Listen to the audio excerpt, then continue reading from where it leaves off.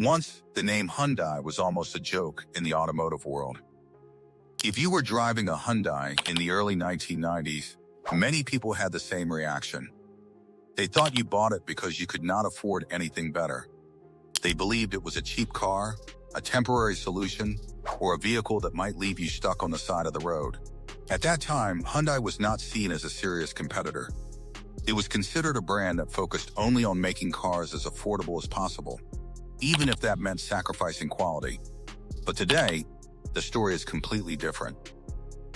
The same company that was once criticized for unreliable cars is now building electric vehicles that compete with Tesla, luxury cars that challenge Mercedes and BMW, and some of the most creative designs in the automotive industry. So, how did Hyundai make one of the biggest transformations in car history? How did a company that became famous for the wrong reasons completely rebuild its image and become one of the most respected automakers in the world? This is the incredible journey of Hyundai, a story about failure, learning, innovation, and a company that refused to give up. Let's go back to the beginning. In 1986, Hyundai entered the American car market with the Excel. The idea behind the car was simple. Hyundai wanted to offer affordable transportation to millions of people. And at first, the strategy worked. The Excel attracted buyers because of one powerful advantage: the price. It was much cheaper than many competing vehicles. For people who needed a basic car to get from one place to another, the Hyundai Excel looked like a great deal. But there was one major problem. The quality was not good enough. The Excel became known for frequent breakdowns, engine problems, rust issues, and poor reliability. People started losing confidence in the brand. Soon, Hyundai became the subject of jokes across the automotive world. Many people believed Hyundai was only making cheap cars for customers who had no other option. By the early 1990s, sales dropped, and the company faced a serious challenge. Hyundai had a choice. It could continue making inexpensive cars and accept its reputation, or it could completely change the way it built vehicles. The company chose the harder path. Behind the scenes, Hyundai leaders understood something important.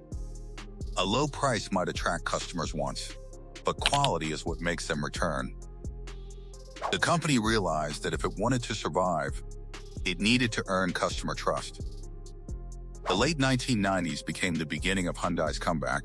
In 1998, Hyundai introduced a decision that surprised the entire industry.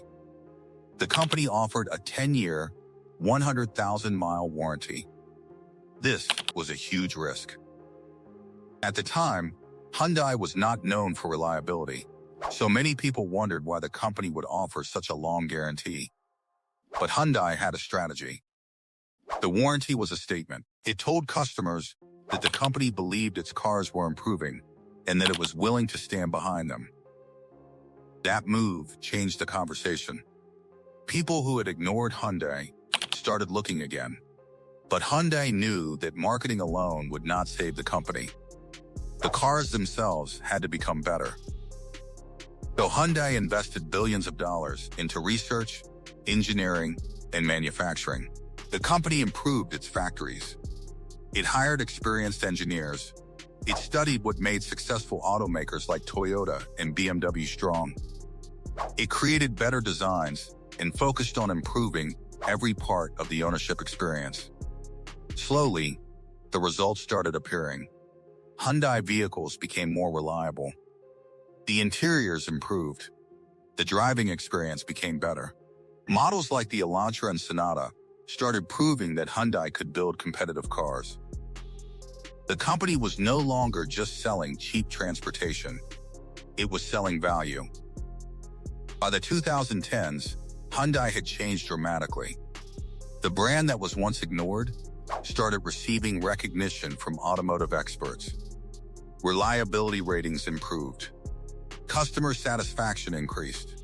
People began realizing that Hyundai was no longer the same company from the 1990s. But Hyundai did not stop at improving quality. It also focused on giving customers more for their money. Features that were once reserved for luxury vehicles started appearing in affordable Hyundai models. Things like heated seats, modern infotainment systems, advanced safety features, and stylish designs became common. Hyundai understood a powerful idea. Customers do not simply want the cheapest product. They want the best value. They want something that feels modern, comfortable, and reliable. And Hyundai built its reputation around delivering exactly that.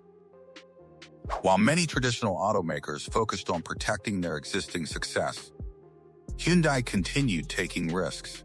The company expanded around the world.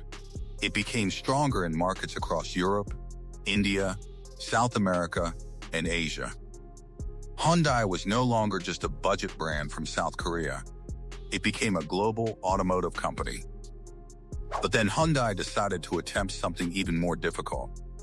It wanted to compete in the luxury market. In 2015, Hyundai launched Genesis, its premium vehicle brand. Many people were skeptical. They asked an important question. How can a company once known for cheap cars compete against brands like Mercedes-Benz, BMW, and Lexus? Luxury is not only about technology, it is also about reputation, history, and customer perception. But Genesis surprised everyone. When the Genesis G80 and G90 arrived, critics started changing their opinions. These vehicles offered impressive craftsmanship, comfortable interiors, quiet cabins, and elegant designs. They were not simply cheaper luxury cars. They were genuinely good luxury cars. And they offered something many competitors struggled with: premium quality without an extremely high price. Genesis began winning awards and gaining respect. Hyundai had achieved something many experts thought was impossible. It created a luxury brand from almost nothing. But Hyundai's biggest transformation came from another area: electric vehicles. As the automotive industry began moving toward electric power, Hyundai decided not to wait. The company invested heavily in electric technology and created a new generation of vehicles. The result was the Hyundai Ioniq 5. The Ioniq 5 was not just another electric car. It looked different. It felt different. It had a futuristic design, fast charging capability, a spacious interior, and advanced technology.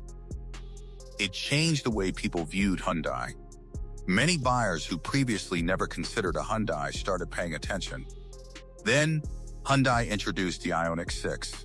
With its smooth aerodynamic shape and impressive efficiency, it showed that Hyundai was serious about becoming a leader in electric vehicles. And then came the Ioniq 5N. This was Hyundai proving that electric cars could also be exciting. It delivered high performance and showed that electric vehicles could offer emotion, speed, and fun. Hyundai was no longer trying to catch up.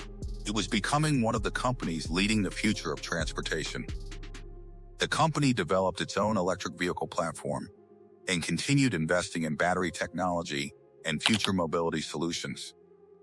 But Hyundai's journey has not been perfect. Like every major automaker, it has faced problems. The company dealt with engine recalls, safety concerns, and issues that affected customer confidence. There were moments when Hyundai had to answer difficult questions. But the difference between the old Hyundai and the new Hyundai was how the company responded. Instead of ignoring problems, Hyundai worked on solutions. It improved technology. It provided updates. It focused on customer support and rebuilding trust. If you enjoyed this story about Hyundai's incredible transformation, make sure to like this video and subscribe to our channel for more amazing stories about the companies, technologies, and innovations changing the world. Thanks for watching, and we'll see you in the next one.